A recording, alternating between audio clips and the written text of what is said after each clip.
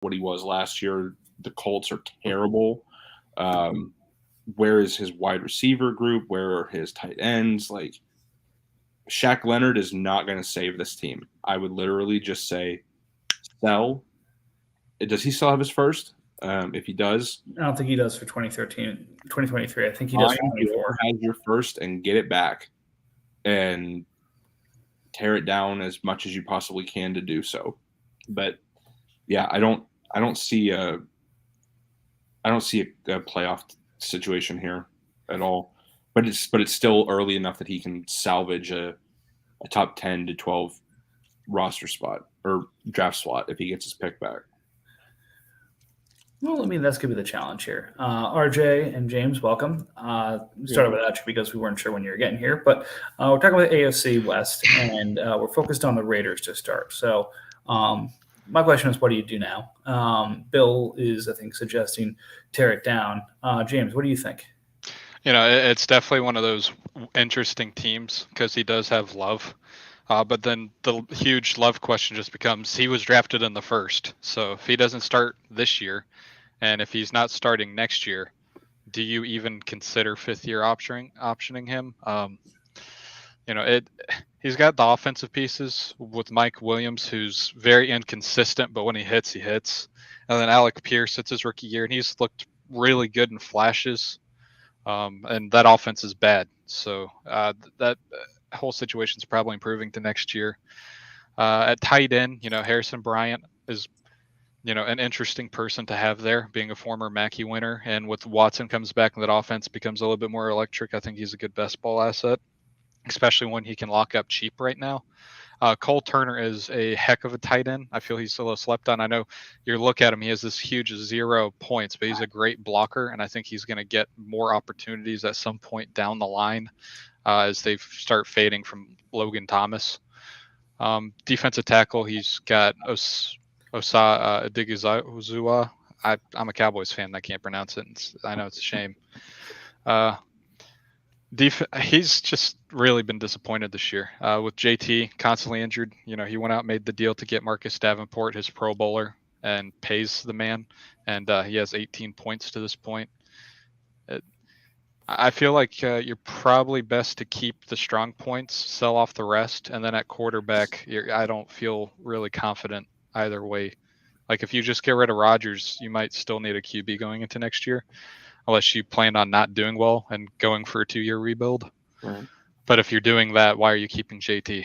So, Lions has Raiders pick, so I don't know what he's going to have to give to get it back because I know Lions doesn't want players and points right now at all.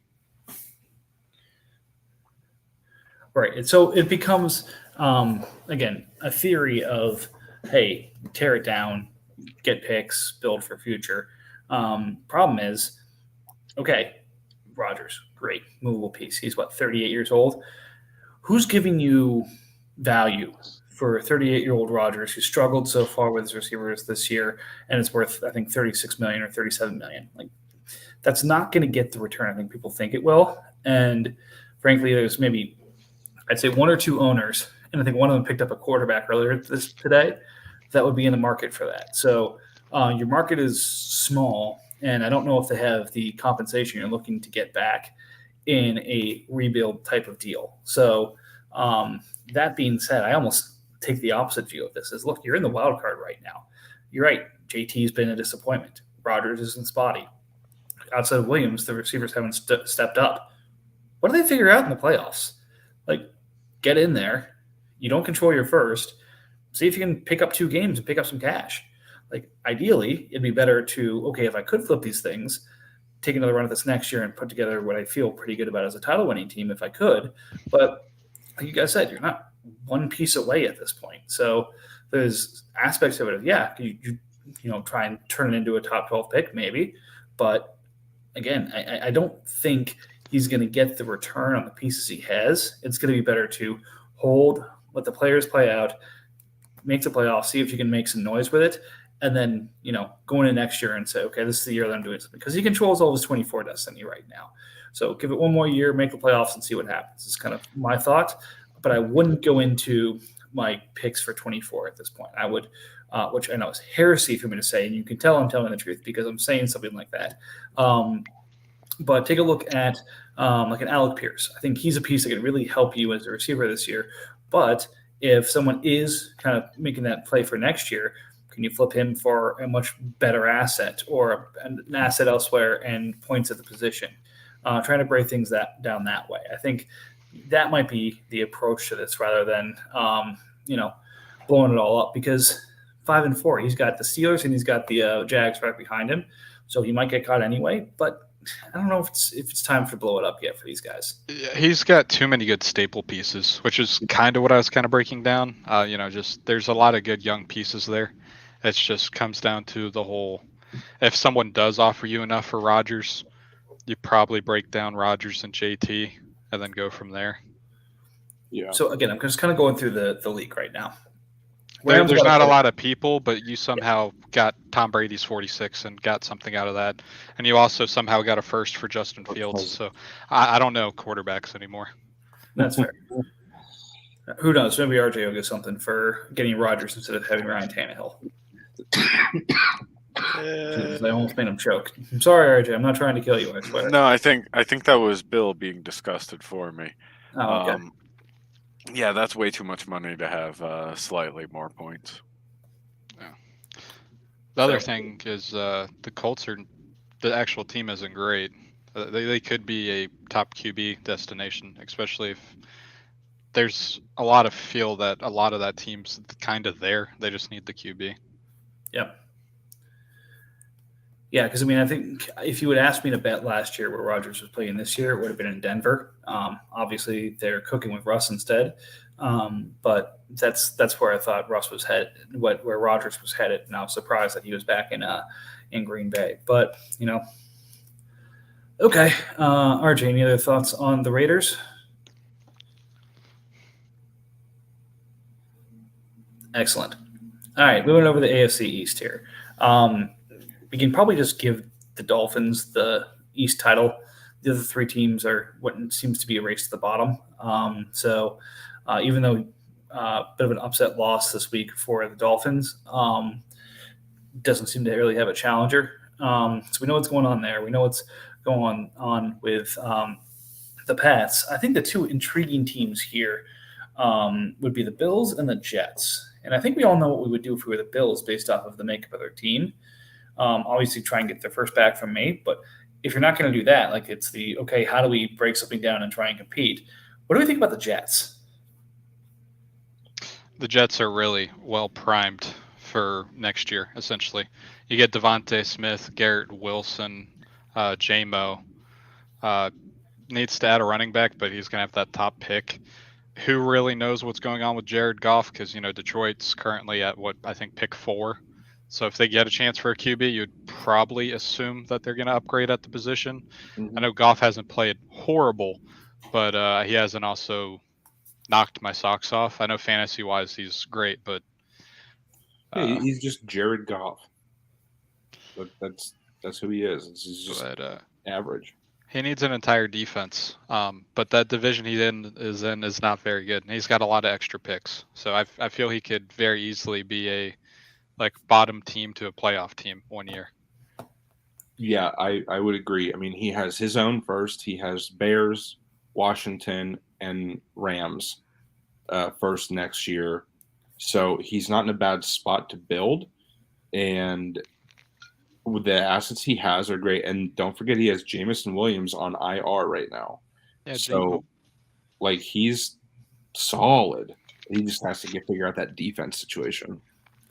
So, again, I haven't looked at the Dolphins schedule yet because I'm just throwing this out there as a possibility before you guys completely shoot it down. The Jets have me, then the Pats, then the Bears, the Bills, the Lions, the Packers, Cardinals, and then the Dolphins. So I'd say I'm a beatable team. One win there. I say 3 to 4. The Bills aren't good. The Patriots aren't good. Patriots aren't good. The Bears are okay, but not great. I'd say the Bears are beatable. I'm beatable. The Bills and the Pats and the Lions are all beatable. Is there a path to 9 wins here? 9 wins and a potential tiebreaker over the Dolphins. Does that get him the division maybe? I'd see 6 or 7 max unless he does something. That defense is very horrendous. Okay. And there's too many zeros. Like at his total linebacker spot, total points scored right now is 14.4, 14.5 or something. Add it all up. You can't have that many zeros. Yeah, to win 9 games. 7 wins max. Yeah, especially at D end. You just add up D end, D tackle, and linebacker, and you get like 40 points in total, 50 points in total for the whole season so far. And then he's got a 0 at tight end. Yeah. Plus, yeah, he's got 4 first plus his second next year, so probably easier for him to blow it up. That's fine. I mean, he's going to have to boat race a couple of these teams for that, and I think that's going to push his first into the late 10, into the probably teens. But again, who knows at this point? We've got enough teams that are looking at the bottom at this point that it's tough to make heads or tails of it. All right, RJ, any other thoughts? Nope. Okay. I was going to wait for you to respond that time because you didn't last time, and I wanted to at least get a response from you to make sure my Aaron Rodgers suggestion didn't actually kill you. I'm here and I'm alive. Excellent. All right, let's talk about the AFC South here. So this one has just got a lot more interesting over the last 24 to 48 hours. So Titans at 6-3, Jags at 4-5, thanks to a couple of upset wins. Colts at 2-7, but buying, and Texans also at 2-7 despite their best efforts. So this one is pretty simple for 2 of the teams. Titans is already trying to buy and win the division this year. Colts just went on a spending spree to try and pick up a few more games this year. Texans, seems pretty clear what's going on there. So even though they may not do anything, but I think sometimes Travis pays attention to what we're saying here. What did you do with the Jags? I mean, honestly, and don't say sell Mahomes. You probably have to. I mean, I know that he loves him, and I totally understand that because I was going to do the same thing until I sold him to Jags. But I mean, it depends on what happens with Ridley next year. Christian Watson is underwhelming. The problem is he has a lot of assets that are on IR that could be helping him in much more ways than we all probably realize. Yeah, Joey Bosa. Yeah, Mechie. Kyron Williams went down in week 1. This could be a very, good-looking team, but I don't know. I think that he's a year away, and he desperately needs a running back. I feel pretty strongly that he's a punt and sell the old.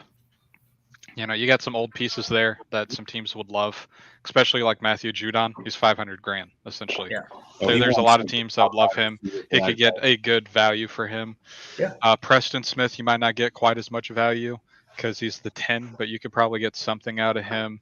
And then at defensive end, Autry, and depending on how you feel about Charles Harris, I don't really care much for Charles Harris, and I feel, he's getting a little bit extra production just because he's getting extra snaps because Pascal's hurt, and they're a little hurt around the edge. He's got some decent guys that are older he could move off of, and then you just wait for next year. Calvin Ridley comes back off his suspension. Maybe Christian Watson figures out his role more this season. Mac Hollins, maybe you sell high off of maybe another bust game, another boom game, and then just continue to go there. The only thing that concerns me about him really and his ability to get better from this year to next year, outside of just health and just better knowledge of his team, is just he doesn't have many of his picks for this year. Yeah. So that makes it a little bit harder, but I feel he's a better team week 1 just because of health and suspension potentially over, with whatever's going on with Ridley. Yeah, I will say this. If Ridley does not return next year, right, for whatever reason, this was a huge setback for him, just generally speaking, because that's a contract that you will not be able to move easily. It definitely had a seems couple- like a team, though, that could pick up a couple of 2s and a couple of 3s and get some better, younger playmakers for next season by just moving off some of those old people. I mean, he might not be great next year, but the AFC South isn't great either, so he could still find himself in the mix and then make a move then. Yeah. All right. So while we're on this topic, we just had a couple trades go through. One we'll save till later because it involves another team in the AFC. Well, it kind of tangentially involves this one. So we'll talk about both. Oh, shit. So one move was actually we'll save one for later and one for now. So the other contending teams for the wild card right now, it looks like, are the Steelers with the Jags and then the Raiders. And as mentioned, the Jets at 3-6. Right now, it looks like there's going to be a team in the NFC who wants to make the playoffs that's going to miss it. And there's going to look like there's going to be a team that wants to miss the playoffs in the AFC that makes it. Because the Steelers just sold off Alan Lazard for pieces, Paris Campbell, and 2 picks, both seconds. The Ravens just gave up their entire 24 draft. Yep. For Thielen and Rasheem Green from Panthers. So we'll talk about that deal in a second here because the Ravens are in it to try and win it this year. So Yes. we'll talk about that in a second. But in terms of the wild card, realistically, you got a 4-5 team that's even with you who is selling off pieces for capital next year. You've got a 5-4 team that we just recommended sell off pieces to try and miss the playoffs. And the Jets, we just recommended sell off and miss the playoffs. So who's going to be the 7th team in the playoffs? It's going to be somebody who, based off our suggestions, we say, oh, you should try and miss the playoffs. And then, oh, darn, I'm sorry, you made it anyway. You have to go and try and compete against the number 2 seed. It's going to be the Colts. Somehow that guy did all this work and he's still going to get in the playoffs. Again, we'll talk about that later, but I don't think he's got the path to enough wins. So we'll talk about that. No, I mean, honestly, like you could see the Bills doing it if Dak comes back early enough and just sneaking in with a end of season run. But I have no idea otherwise. I mean, that's the realistic piece here. Is you got a 2-17 who has a path to the playoffs. Well, you've got a couple of us who are 5-4. Like shit. Well, one of us is going to miss it in the NFC. Mm-hmm. So I think the only reasonable thing is to move the Eagles. We'll swap the Eagles and the Steelers, and everything should be okay. Right, RJ?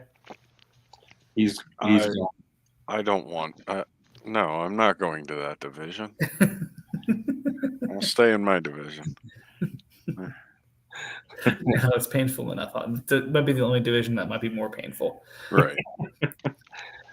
It really is incredible to see the North. Like, this is a battle for all battles right here. I think that I don't know why. I could seriously see Russell being bad enough to cost the Browns the division and the Ravens get it somehow with Jimmy. I have no idea how that could happen. I could just see it happening. But I mean, who knows? In fact, the Bengals could come through and just take everything. Like it's such a crapshoot for those 3 guys. And they're all within 30 points of each other. Yeah. Fun times, right? Yes. Yeah. And it's funny because Chris is the one with the most points and he's in 3rd. Yep. Hey, the thing that's crazy about that too, though, one fumble on the 1 yard line swaps that to 8-1, and I think both of them become 7-2. Yeah, or he might actually be 9-0. It was something like that. You'd have to go back, but he played both of them, and he would have beat one of them at least. Yeah, that went a different way. The downside for Chris is that Montgomery came back, and Herbert is back to riding the bench again. Yeah, but after looking so good. Yeah, but on the flip side, Connor and Darrell Williams are hurt, so it's Eno's show in Arizona now. Yep, So he's getting lucky. Yeah, it's incredible, and like that, like Leonard Fournette is just still killing it for the Ravens, and Melvin Gordon is the guy now, and in Denver with injury, and Dobbins is ramping up, I guess. I don't know. I don't really like his schedule versus opponents. He's a really good best ball boomer bust guy. Yeah. Like that one week he only got 2 touchdowns, but he had a real shot of getting 3. Mm-hmm. And that's just killer. And whenever you have a running back who has the chance to score several touchdowns a week, that's kind of how Dobbins goes. Yeah. So, I mean, Browns has the best roster probably overall, but I mean, who knows? Bye weeks are going to determine this whole division. Yeah, so I guess we're talking about the AFC North now. Yeah, we skipped the South. No one cares about the Titans, Jags, Colts, or Texans, right? Well, I mean, we tried. We talked about it a little bit, and then we just jumped right into the North. So, I mean, what do you do now? And I think we already got kind of our answer from the mid-pod deal for the Steelers is you're in the wild card hunt. Potentially all 3 wild cards could come from the North. I don't think this Lazard deal takes him out of it, but makes it a little bit tougher. But really, if everyone else boat races to the bottom, he could end up being a team that sneaks in. And we'll see. 2 quarterbacks is not a terrible thing to have, especially come playoff time. And, you get in, you make some noise. He's picked up a couple wins I don't think he expected to. But that's the thing that just boggles my mind. Like, if you can make the playoffs, why not? Yeah. Like, you're talking about the difference between the number 19 pick and the number 16 pick. Like, the 19 pick gives you a chance to win money if you get lucky 2 weeks. The 16 pick gives you a player 3 picks better. Well, that's it. True. Anyways, any more thoughts about the AFC North? God, we zoomed through the AFC this week. That's the AFC North is really good. Like the Steelers, man, it's just bad luck. He's done fantastic so far, and the moves he's made. I think the only thing he's made so far that he's said he's regretted, and it's the only trade I've seen him actually make where I scratched my head, was when he combined Mykal Walker and Blake Martinez for Fred Warner. Yeah. Just because, Walker had a very clear path from the get-go, long before anything happened with Martinez.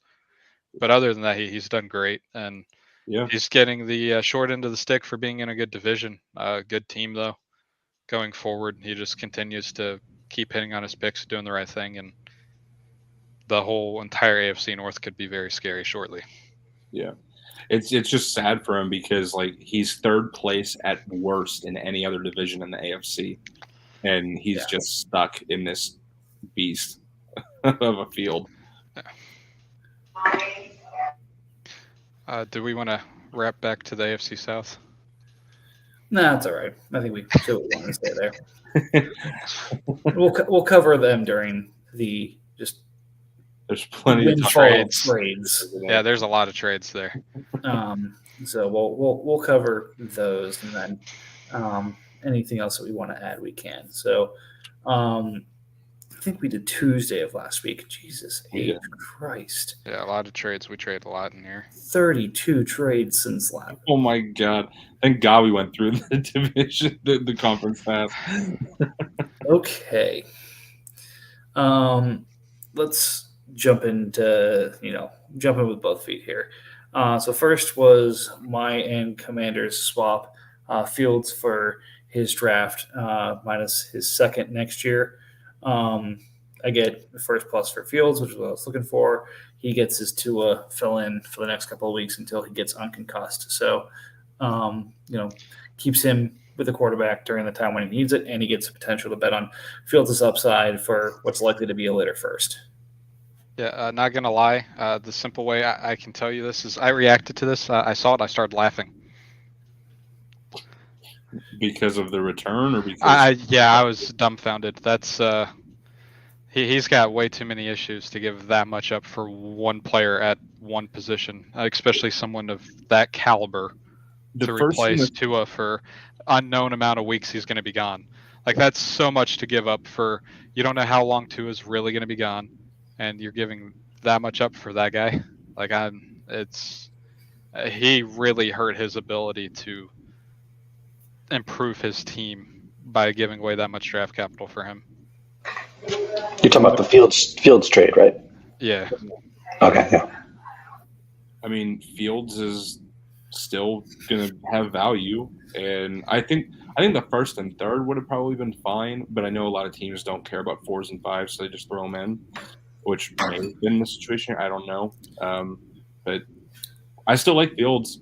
I mean, he still has potential and flash. He just plays in Chicago.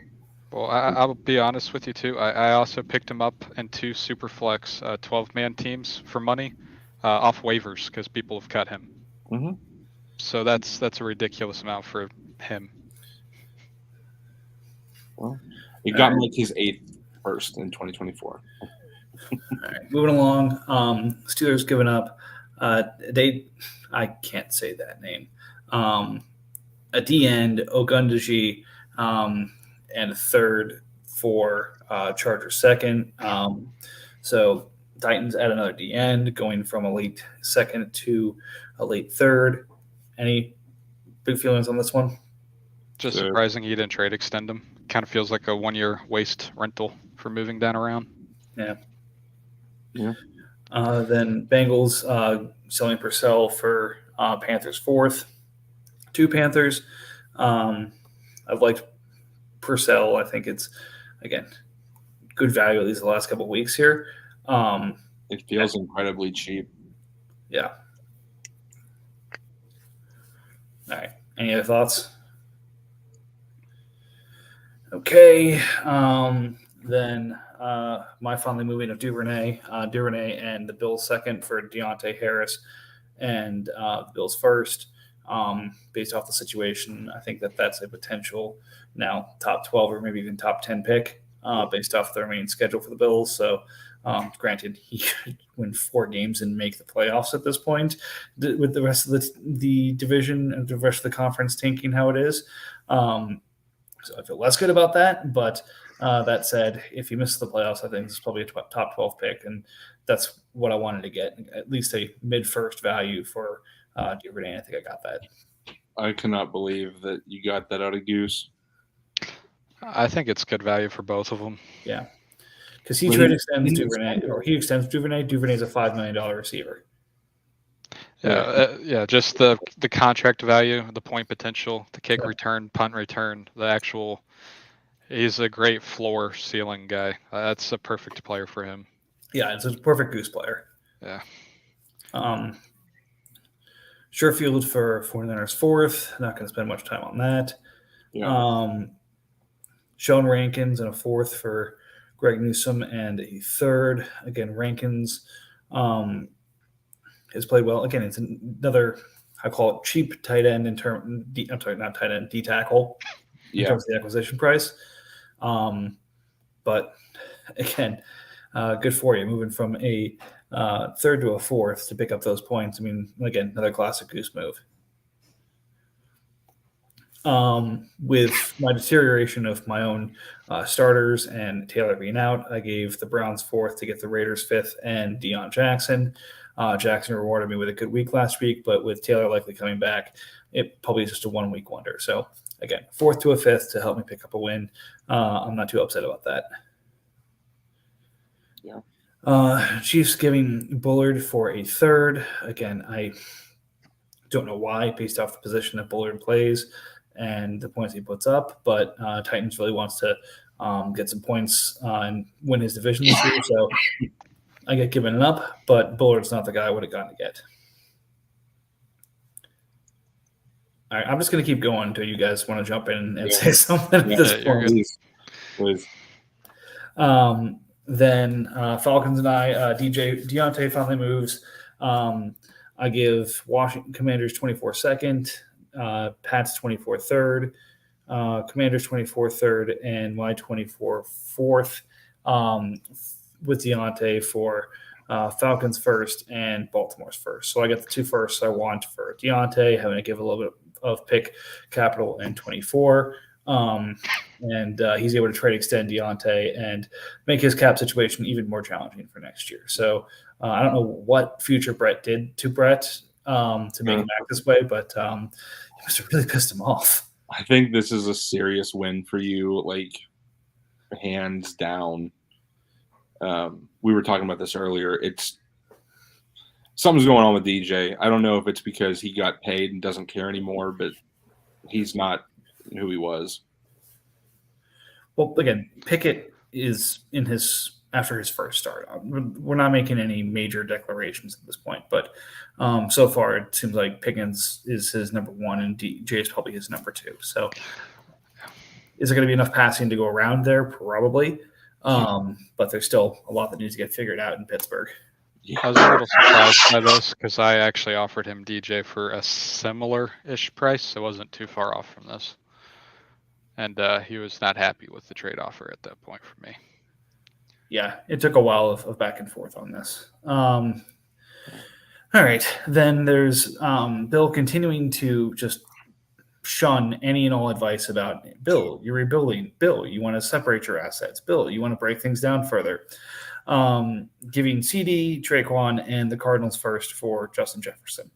Again, JJ's wide receiver one right now, or Keir Cup or wide receiver one. So that's the kind of dynasty asset you say, okay, got one of the top assets. Great. I don't think Bill's at the point to make a consolidation move here, so I don't love the deal, but I understand making it. Yep, I knew this one was going to happen. Yeah. I've been talking about doing this since I got CD. All right. Then Titans again making his push to try and win this year, swapping out from Kirk Cousins, giving up Chris Barnes' injured self, Leonard Floyd, and his 23 second for Tom Brady. Brady last couple of weeks is showing to be, the point scorer of old, 18, 30, and 23. So better scoring from the position than Cousins was giving him. I think anyone who would kick the tires on Titans knew that he was going for it this year. So anything that kind of helps him go for it now is a value add to him. So seems to make sense from that. And Barnes may have lost his job long term with some of the performance that the rookie's been having there. So we'll see what happens. The Titans overpaid for 1.5 points difference. I actually don't hate the trade for him, to be honest. Yeah. The Leonard Floyd part feels like a little bit too much, but also Floyd back end of his career. And I don't really think that much of him as a pass rusher. He's always kind of seemed like the D Ford kind of guy, to where if he's your third guy, he's really good. But now that he's kind of being asked to be the second guy again, I don't think he's really going to produce much. So it's not horrible. Yeah. Jags responding to a trade, giving up Adam Humphries and Tyler Higbee, who has been a target monster this year at 48 targets at a tight end, which is insane. For Dontrell Hilliard, Mac Hollins, Hunter Henry, and Charles Harris. So a bunch of pieces that he can spread out points on his roster from, but nothing quite at the same caliber as Higbee. So kind of a win-win if Jaguars is thinking about the wild card this season.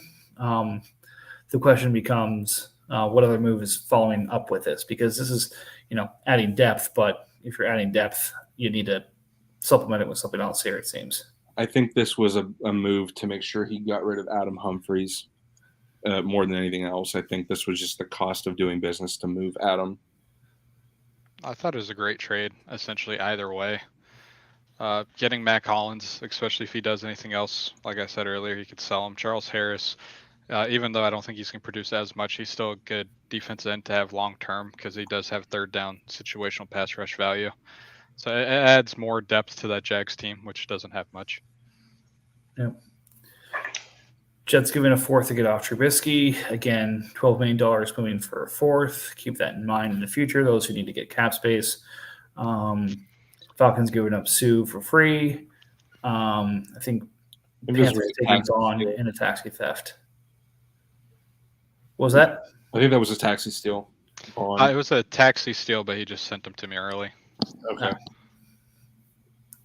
Lions giving up their punter for that Humphreys contract, the Ravens punter, and a fifth. So a fifth to take on a $8 million contract. So $8 million for fifth. What is it? $12 million for fourth. So cap space is relatively cheap these days. All right, moving next. The Bears getting the Chargers first and Andrew Van Ginkel for Malcolm Rodriguez, and the Panthers third. I love this for the Bears. Again, it's a very ungoose-like. Yeah. It's an ungoose-like move to give up a first for a linebacker, even when as cost-controlled as Rodriguez is. But it's, I get it. It's points per dollar, which is Goose's thing. And he's been trying to get off Van Ginkel for the better part of the year. So Chargers first is probably going to be late, but still a bit of a surprise here. Bears continues to accumulate 23 picks. Yeah, I really love this one for the Bears. Malcolm Rodriguez, that line's defense is bad, and a big chunk of it's their linebacking core is horrible. I don't know. Malcolm probably sticks around for a couple of years, but to get a first for him, I feel is great value. I don't think he's that great of an actual player. So. Huge return. Yeah, just good fantasy asset for short term. Yep. And a lot for him. All right, Panthers giving up Montravis Adams for free. This time I did not burn you. He put up a 0 against the Bills. So basically getting him off of your team, it looks like. Bears and I make an interdivisional trade. I give up Taylor Heineke.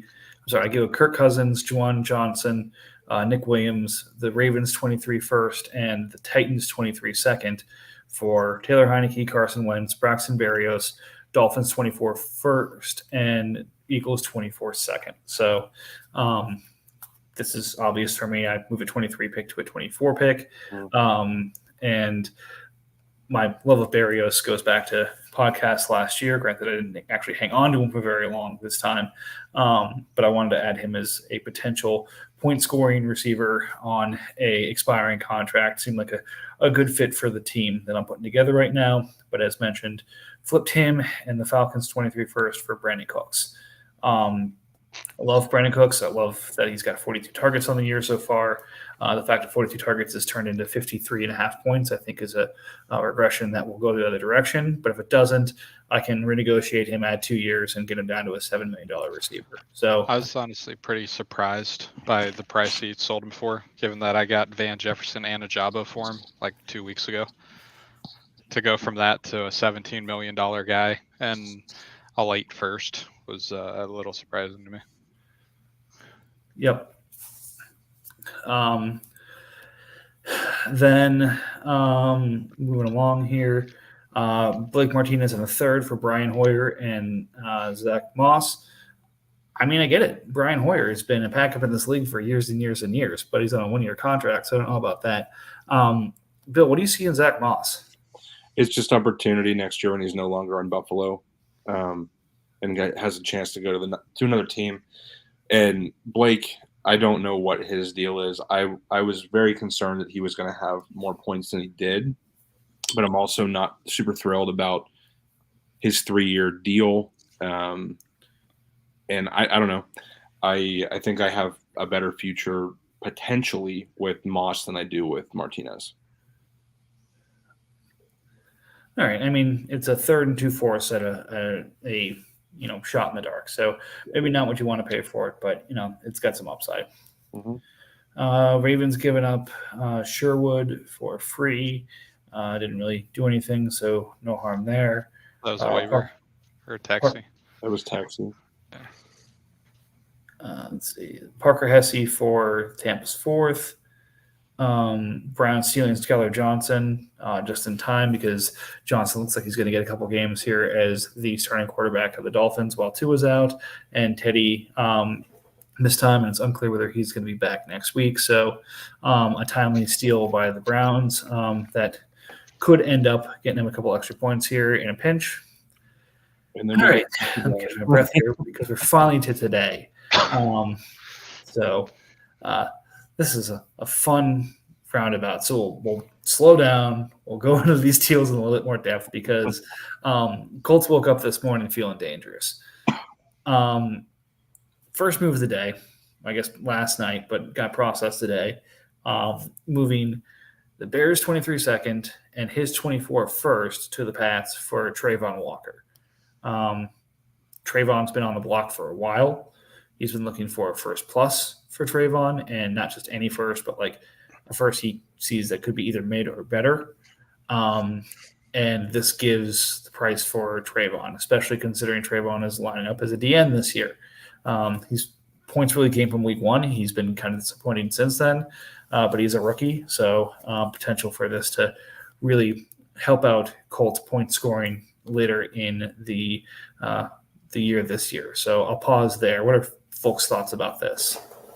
I think this is a pretty fair deal. I think that the Colts is going to be better next year than people are thinking, and that Trayvon is still awesome.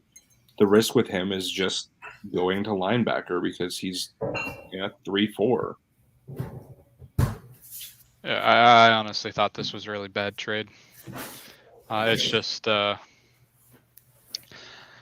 he goes to linebacker and it's instantly blown up in value for me. It's if he goes to linebacker, you could easily with that second and that first got two linebackers that just produce more for best ball, and that team does not have a lot of depth. So to be solidifying assets for a guy that might not even stay at defense end is just I feel way too risky. Yeah, I'd agree with that. And I've never been a big Walker fan to begin with. I think he's more of like a Mike Mamula workout freak than he is actually point producer. I mean, he had a really good first game, but outside of that, he hasn't really done a ton. So I'm not a big fan of this. Yeah, he's definitely disappeared in a few. He's. I also am one who feels very strongly he goes to linebacker. Yep. Again, so it's a risk. Granted, everyone else who plays the position that Trayvon is playing in Jacksonville is coded as a linebacker. So I don't know what Fantasy Pros is doing at this point, or whoever's sending the positions for MFL, but we'll see. Giving him 1 year of glory before they screw him forever. Yeah. Essentially. Yeah. Then congrats to RJ for being the first to respond to get a free Corey Littleton. I don't understand this on Colts side other than maybe like a cap dump, but Corey isn't even that expensive. Yeah, I don't know either. That feels like he could have easily probably got a fourth or a fifth for him at something. At Anything. least, yeah. Especially coming off an 8-point game. I mean, he played 100% of snaps because Luvu didn't play, and Right. he'll go right back to his typical like 31 to 39% after this week or after last week. Mike's correct. I very much am just the winner of responding first. But yeah, So good. So good. I love it. Let's see. Then, of course, the first blockbuster of the day. You have Kyle Pitts, Browns second, and Colts 23 third, moving to the Seahawks for Zach Wilson, Pat Freiermuth, and Bradley Chubb. Again, this feels like Pitts has not lived up to his expectations at all this year. So I'm going to sprinkle a little bit of salt on this. This is like a $0.75 for $1 type of trade to me. Yeah. Like none of these guys is really a asset like Pitts is in terms of a dynasty perspective or even a league perspective here. So it's $0.75 for $1. Now, granted, Colt seems to be acquiring depth across his roster because he wants to win a couple games this year, and I think it's going to set him up better for next year. I can't fault that. And for the position that he thinks he's going to fall in, going from the 9th pick and owning it versus the 12th pick and not owning it, but being better set up for 24. If that thing where you think you're going to end up, then I'm all for it. But again, for what it sounded like he wanted for Pitts, this is probably, I'll refrain. More than what he asked for in public chat, but less than I would want back if I was selling him. Again, it's hard to move a stud here. I want to make that clear. Really hard to move a stud piece. So a lot of times it feels a little underwhelming what you get back. These are 3 buy lows that could turn out very well for him, but we'll see. This is full belief in Zach Wilson being something that he's never going to be. It's more so to me, it's like it kind of feels like he was probably going to be outside the range to get one of the top 2-3 QBs, unless if you feel there's more than that. It depends. And he wasn't going to be able to get one, which means you're not only sitting this year on Pitts, you're sitting next year on Pitts. So there is the question, like Mike said, rushing to sell Pitts for what he feels is 3/4, on the dollar. My big thing here is, getting a quarterback that was previously taken in top 3. I really like Freiermuth. I feel Bradley Chubb's production so far this year's been fake. I'm a huge NC State fan. I love Bradley Chubb. I've loved him his entire career. He has not progressed well as a pass rusher in the NFL level. He's a great run stopping edge, but his actual pass rushing ability is not great. He's played some really bad tackles early on, and he's got some really good help from stunts and whatnot from the defensive coordinator in Denver. The only thing going on well in Denver. He hasn't been very good since Vaughn left. Yeah, so it's the big thing to me here. The Seahawks on the other side, you get Kyle Pitts, which if you feel he's worth a little bit more of this, that, or the other, but I feel it's realistic for him to finish with the top pick, get a good QB, and now have a better QB than he had, a better tight end than he had, and then with a second and third stack up at linebacker and be just as good as with Bradley Chubb. So I feel it's not bad for either team. It's just you would probably like to have gotten away with a little bit more for Pitts. Yeah, I feel and obviously this was all done before Colts decided to turn it around and go for gold, right? But when it was suggested that Pitts was moving when games were being played this weekend, I was like, please tell me that you got picks back for him. And he's like, no. And he kind of told me the deal, and I was like, that's not enough. How did you not get my first and Seahawks first back for him alone? And Seahawks is that. That's too high. I'm not saying on top of what he got. I'm saying why didn't you go for picks instead of? And he's like, because Hawks isn't moving that stuff. He's super stingy with it, and I know he is. But Pitts is picks worthy for a tanking team, and I was just like, that's interesting that you went players. But after all the moves he's made, it makes sense. But I still feel that this is light for Pitts. Well, again, we'll build out the team conversation for Colts here. Quick picks up on Falcons and Patriots swapping kickers. Falcons gets a 3-year kicker at $3 million instead of Browns, which was much cheaper. So congratulations for having Justin Tucker and paying him. I didn't realize he was paying that much for that long, apparently. Then we shift gears from Colts Wild Ride, where we will revisit here in a second, to Panthers Wild Ride. Damn it, James. Hey, you still have my pick. Be happy. Yeah, too late to do this. Well, yeah, I wasn't ever going to make it good for you. You never made your pick good for me. Well, you could have asked for it back. I'm good. So Stafford, the week after he gets killed. Hayden Hurst, after he declares that he's broken out and the other team's never used him like this. Gruger Hill and Bond for Javonte, the corpse of Javonte Williams, Derek Barnes, Lorenzo Carter, Rams second, and Chargers fourth next year. I'm sorry, Rams second in 24, Chargers fourth in 23. Again, I'm going to reserve comment on this one. I think that this is going to get an incomplete for me because I think that Panthers isn't done with a shuffle here, and I want to kind of see what the backside of this ends up looking like. But this feels like an accumulation of assets to make another deal. This as well as the Bosa deal after this. So I'll pause before we get into the Bosa deal. I 100% agree with you that this is definitely not over, but just on this alone, this is a great accumulation of potential future assets, especially Javonte. Getting him back, if you're really committing to the tank, getting him back for next year is awesome. So I'll move to the next one here. Bosa for Tyler Huntley, Justin Madubuike, Colts first next year, Colts second next year, and Colts second in 24. I hate this for Colts so much. Yes. Again, good for you, James, for doing this. But let me kind of just read out how many wins do you think Colts with his improved team now gets going against the entire NFC East, Jeremy, and his division? Like more, or what his end total is?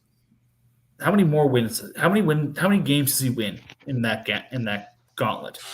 2 or 3 2 to max. 3, maybe. He's 2-7. So you're Yeah. a 2-win team. You're going through the gauntlet. You're a 5-win team max. That's going to be a top 10 pick. So you're giving a top 10 first, a top 10 second, and a second in 24, plus replacement points back to you. Again, not at the Bosa level, but replacement level points, I'd say. Huntley, you throw on taxi and hope someone steals him. For Nick Bosa, who just got a groin injury, like, James, how's your finger feeling? Did you break it hitting accept? You know, he literally texted me after making all the other deals, and it was like, I was talking to the Titans, which I threw up in Discord, and I still am. The Titans and I are being held up essentially by Rashad Penny. Just had season-ending surgery, but on MFL he's not quite on IR yet. So there's a possibility that something big's going to happen there. But yeah, I was like, you know, I'm entertaining offers. I'm kind of breaking everything down right now. He was like, what do you want for him? I'm like, man, I don't necessarily know what my price is. I know I gave up the 108 in last year's draft for him, and I'd want that or more. And that's essentially all I said. The offer showed up a few minutes later, and yeah, I hit accept as fast as I could. I hate it for him because where his team's at. I think Nick Bosa, when I bought him for the 108, was probably a little on the cheap side. So I feel like I got closer to what Nick Bosa's real value is. Maybe a little bit more, given that it's his first and second this year, which could potentially give me 2 top 40, top 50 picks for a defense end. Yeah. A first and 2 twos makes complete sense for Bosa. These are just very high 1s and 2s. So let me make this point clear. I don't hate the price for Bosa. Right. I don't hate the price for any of the moves. If you are 9 games into the season with 2 wins and the upside is 5 wins, I hate the move then. If you put this roster at the beginning of the season, I think it's a wildcard contender. If you put this roster in now with the remaining schedule, he's got maybe a 20% chance of the playoffs. So again, it's if he saw himself as with doing nothing, a 6-win team and, you know, not a 6-win team, a 4-win team or a 3-win team, and maybe this is a 4-pick difference, fine. I get trying to improve.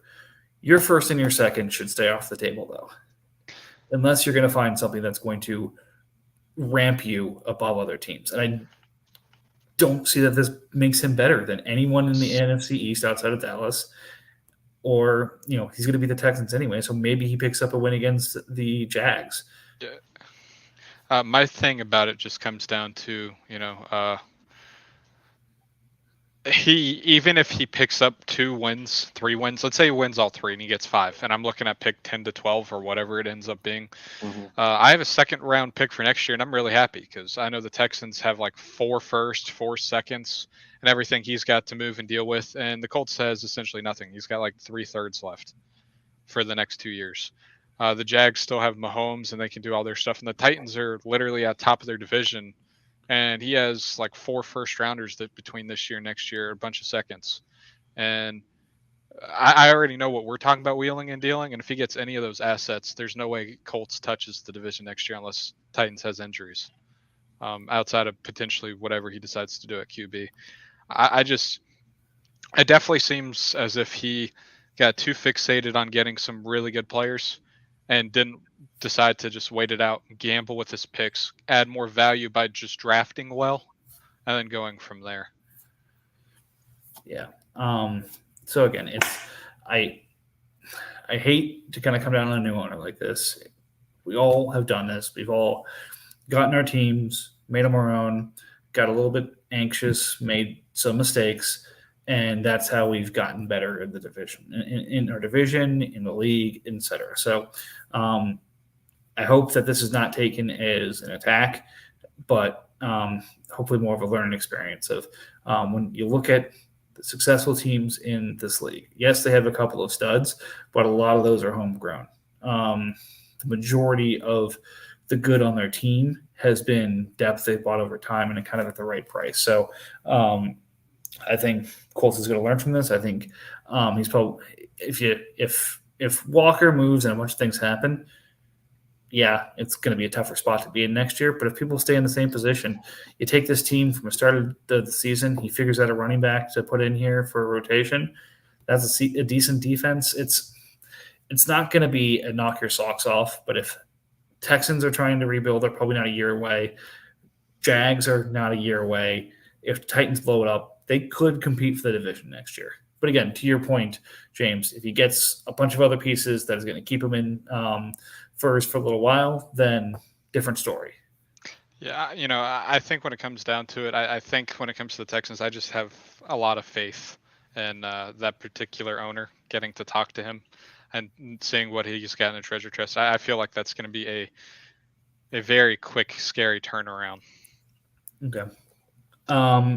Last couple, we talked about the Steelers-Packers deal already, so we'll talk about the Panthers-Ravens. This hurts for me because I had both of these players at different points of the season.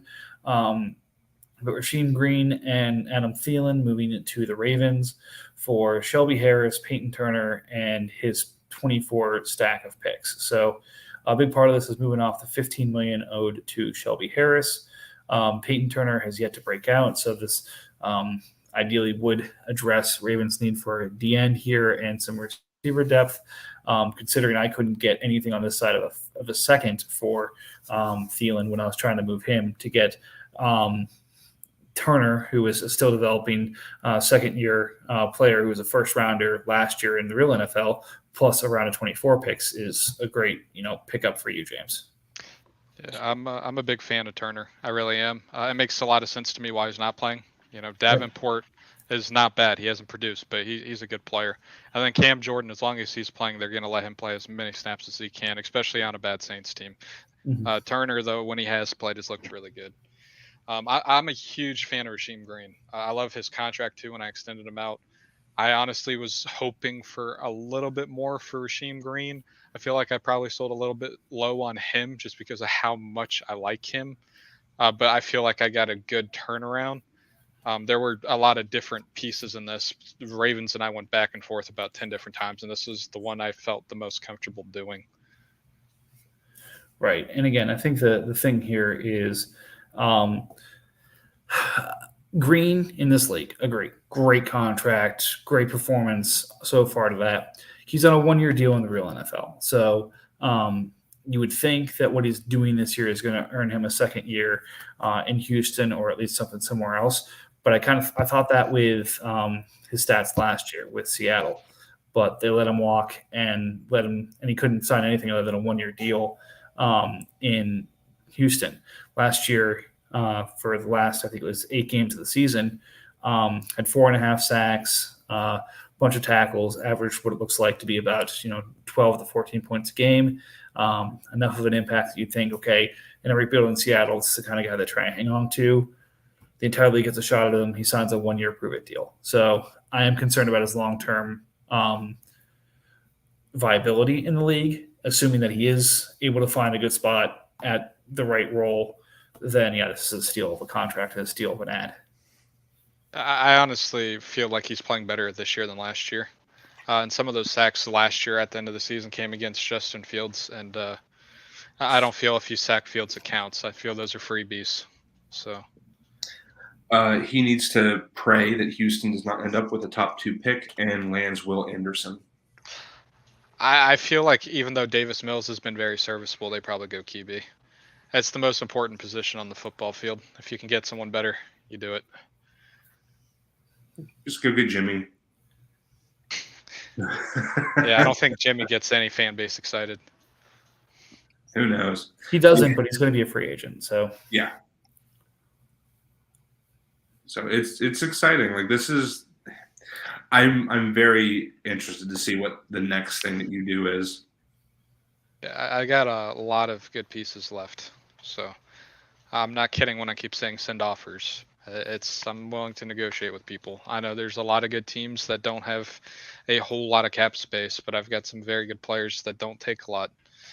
There's this guy called Aaron Jones who's got 70 points on the season who doesn't even cost $4 million at running back, and I know there's a lot of teams that'd love to have one more running back, and Boyd isn't that bad at wide receiver. I've got plenty of people still to move. That'd make a lot of contenders very happy to add. And if you need a linebacker, I have all of them. Oh, I love it. Yes, you do. Come on the pod and pimp your wares. I mean, that's kind of the point, isn't it? All right, we're a little over an hour here, but those are all the trades. I need to stop talking for a minute and get a drink, so I'm going to go ahead and close this down so we can get to the fun part here. Any parting thoughts from anyone else on the pod? Pay attention to your schedules and make moves accordingly. I think a big thing from what I noticed too, for myself, I went all in this year. My honest goal was just to beat the Falcons once. And I don't think a lot of people understood that. I just wanted to beat the Falcons once. I ended up at 7-2. And I went into this last week. I played the Cards, and I pretty much told myself, if I cannot beat the Cardinals, I'd not deserve to be an NFC playoff team. So tearing it down now, I don't have my own picks, so it doesn't really matter.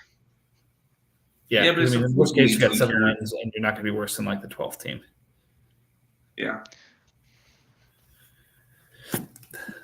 All right, more deals.